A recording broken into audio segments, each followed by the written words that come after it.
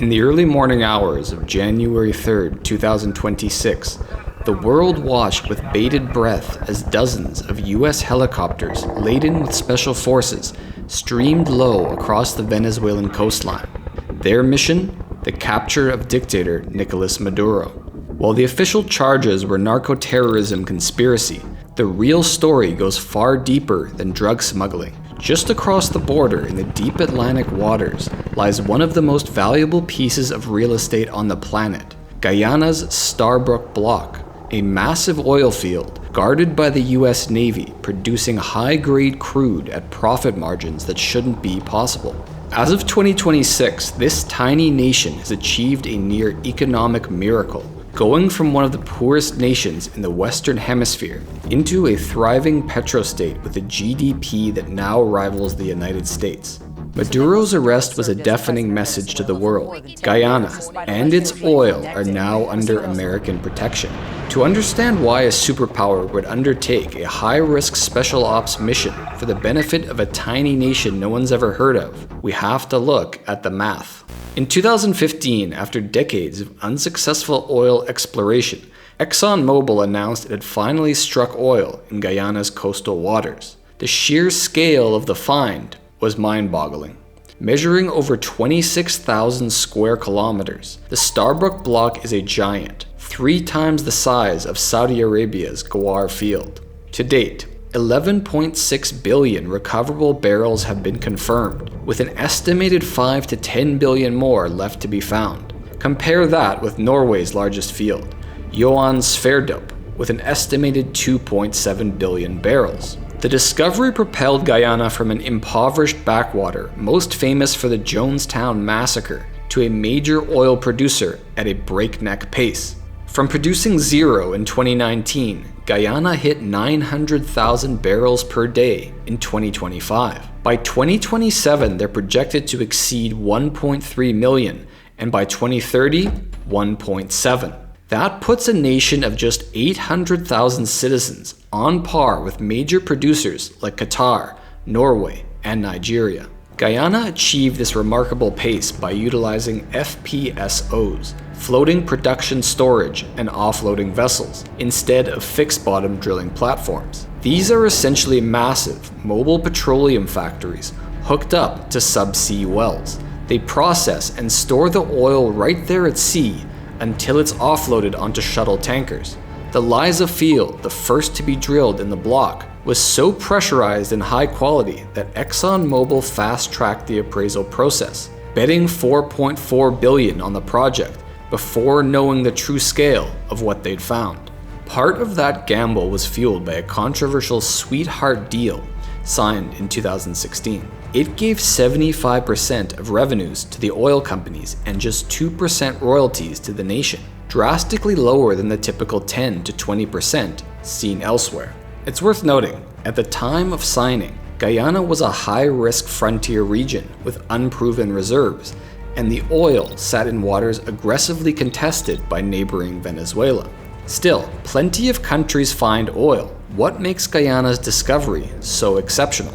The answer lies in the chemistry. While crude oil is often thought of as a uniform substance, it actually varies significantly. Guyana's oil is light sweet crude. Sweet means low in sulfur. Light means it's less dense than water. This is the Goldilocks of oil. It's cheap to refine and flows effortlessly from the reservoir rock to the surface. These factors drive Guyana's production costs down to an incredible $25 to $35 per barrel. Compare that with the Canadian oil sands, with an average cost of $47, or US shale, which ranges between $41 and $65. Even Gulf producers like Kuwait and Saudi Arabia, which boast production costs of $10 to $15, have fiscal break-evens near $100 to fund their massive social spending. Guyana doesn't have those costs. This makes Guyanese crude the last barrel standing, a project that remains profitable no matter how low global prices swing. It also makes it an incredibly important geostrategic asset for anyone looking to improve their energy position. And that's exactly what happened. In late 2023, President Nicolas Maduro threatened to annex the oil-rich Esequibo region by force, a territory that makes up 2/3 of Guyana. Venezuela's claim does have a historical basis, dating back to an arbitration ruling in 1899, where British and Russian judges allegedly made a secret deal to rob Venezuela of its land. The move came at a time when Maduro's presidency was teetering. Resurrecting an old border dispute was an easy way to stir up nationalist sentiments. It was also a chance to strike at ExxonMobil, seen by Maduro supporters as the embodiment of American imperialism encroaching on their backyard. So, in December 2023, Venezuela held a referendum on annexing the disputed region, with a reported 95% voting yes. Despite widespread accusations of fraud, Maduro moved ahead with his plan. The Venezuelans expanded their military airstrip on Anacoco Island, a small border outpost seized by Venezuela in 1966. They also built a bridge across the Cuyuni River, allowing their heavy armor to cross into the Esequibo. 6,000 troops were mobilized for naval exercises, including Iranian-made fast attack boats armed with CM-90 anti-ship cruise missiles. But what really got worldwide attention was in March 2025, when a Venezuelan warship entered Guyana's exclusive economic zone. It approached the Liza Destiny, an ExxonMobil FPSO, demanding information and threatening the crew. That was a bridge too far. The US could tolerate saber rattling over a remote region in the Amazon, but threatening vital maritime oil interests would not be tolerated. The guided missile cruiser USS Normandy was immediately dispatched to the contested waters, while the US Southern Command began aggressive flight operations over Guyana. The UK joined in as well, dispatching the warship HMS Trent to the Guyanese coast. Maduro quickly realized he was no longer bullying the tiny 4,000-strong Guyanese military. He was poking a $500 billion corporation backed by the Pentagon. His actions triggered a global defensive net, one that would eventually result in his capture and exfiltration to a 6x9 cell in MDC Brooklyn.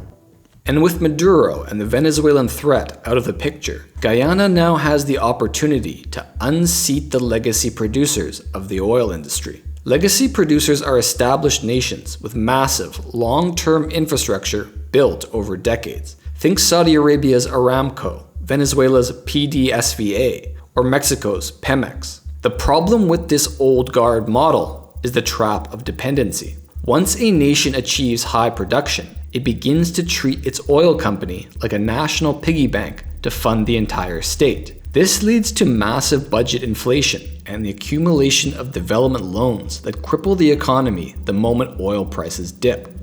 Take Mexico and its state-owned giant Pemex. For decades, the Mexican government siphoned off nearly 90% of Pemex's profits to fund the national budget. This left almost nothing left over for tech upgrades or maintenance. In the early 2000s, Mexico's Cantarell field was the second largest in the world. Easy money that required zero high-tech skills.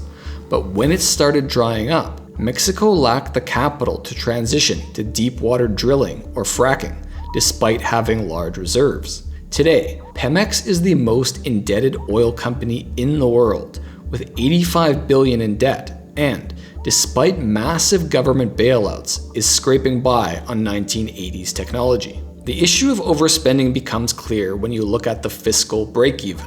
Take a look at this chart showing fiscal break-even costs by country. While legacy producers like Saudi Arabia, Mexico, and Kuwait require prices north of $80 per barrel just to keep their economies afloat, Guyana's lean operation breaks even at just $35.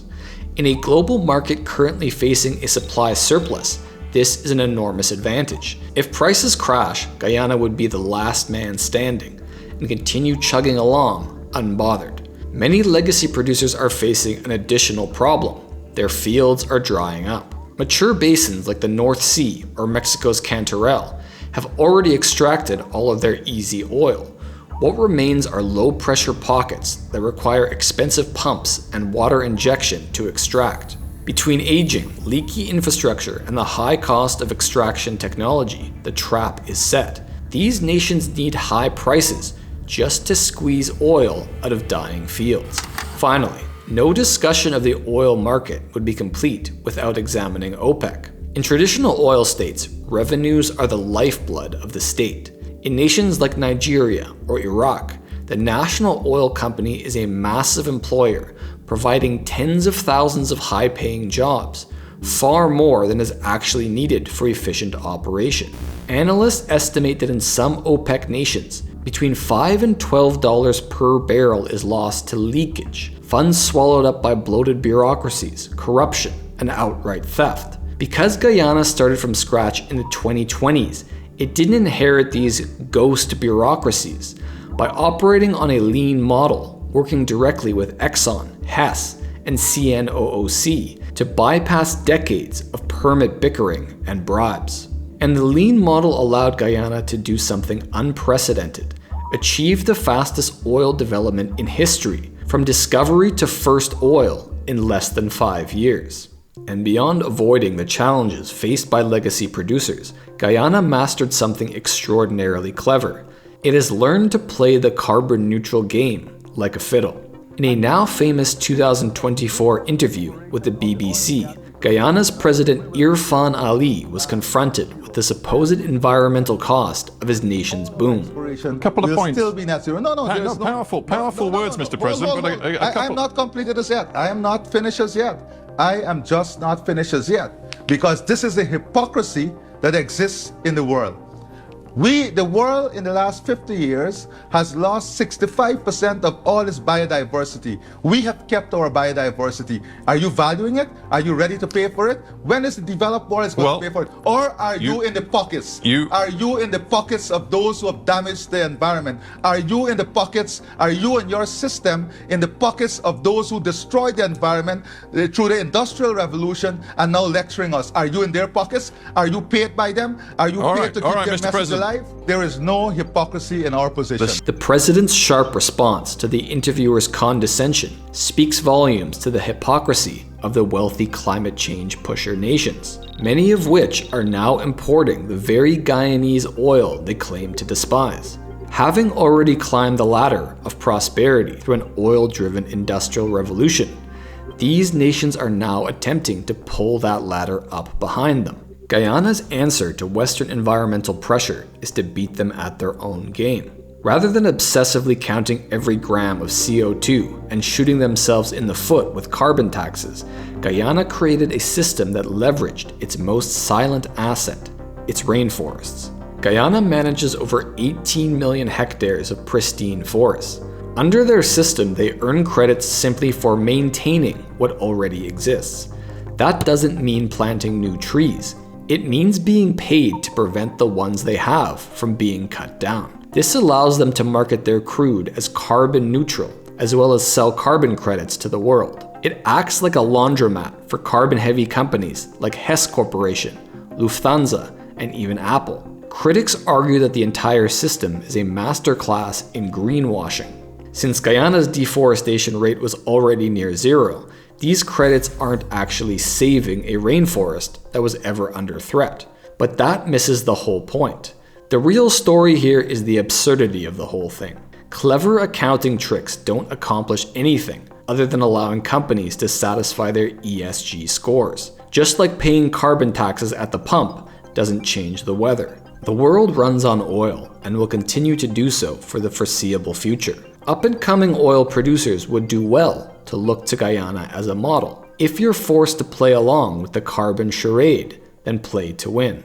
In 1977, The Economist coined the term Dutch disease to describe a paradox. A boom in natural resources causes a country's currency to spike, making its manufacturing and industrial sectors uncompetitive. The result is deindustrialization and a dangerous over-reliance on a single commodity. Avoiding this oil curse is the key to Guyana's survival. If they fail, they risk the fate of their neighbor, Venezuela, a nation with the largest oil reserves on Earth, where 80% of the population lives in abject poverty. But Guyana has the benefit of hindsight. It's implementing several strategies to ensure prosperity far into the future.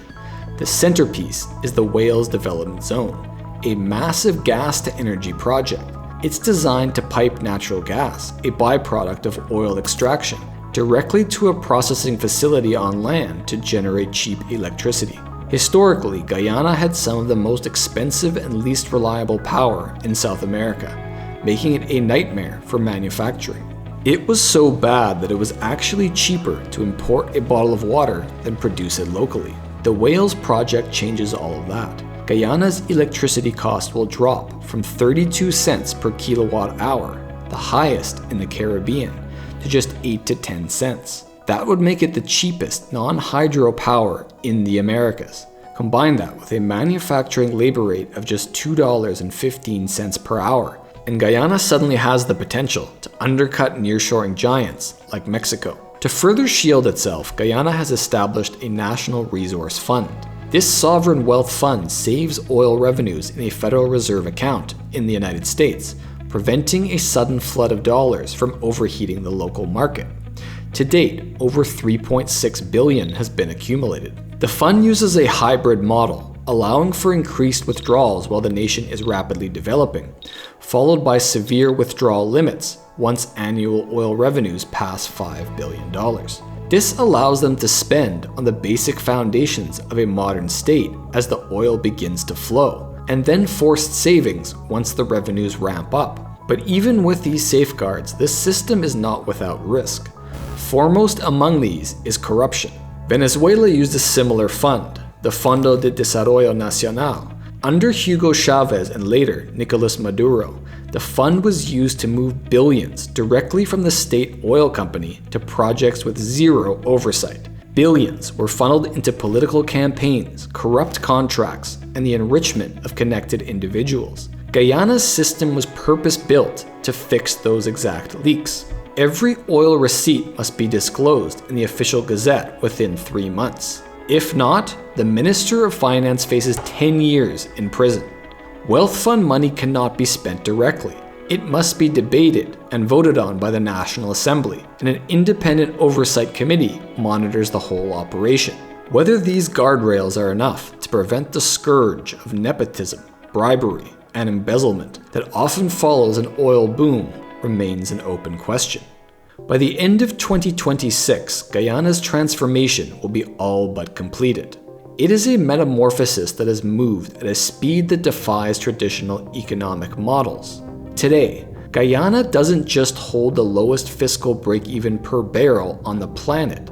It stands on the cusp of possessing the cheapest industrial power in the Western Hemisphere. The Goldilocks conditions are all in place. A light sweet crude, a lean state model, and a geopolitical shield provided by the world's lone superpower. For years, the International Energy Agency predicted that global oil demand would peak by the early 2030s. But in the reality of 2026, that looks less like a forecast and more like wishful thinking. With the US and OPEC now pushing peak demand estimates closer to 2050, Guyana isn't just entering the market at the right time. It's positioning itself to be the last man standing in the global energy game. But as the skyscrapers begin to rise in Georgetown and the offshore flares light up the Atlantic horizon, one haunting question remains. Can Guyana truly be the first to beat the resource curse? Or will it eventually succumb to the same gravity that pulled down Venezuela and Trinidad, nations that once held limitless potential, only to see it squandered by the age-old rot of corruption and poor planning? If you enjoyed this video, please consider subscribing and watching one of these 2 videos next.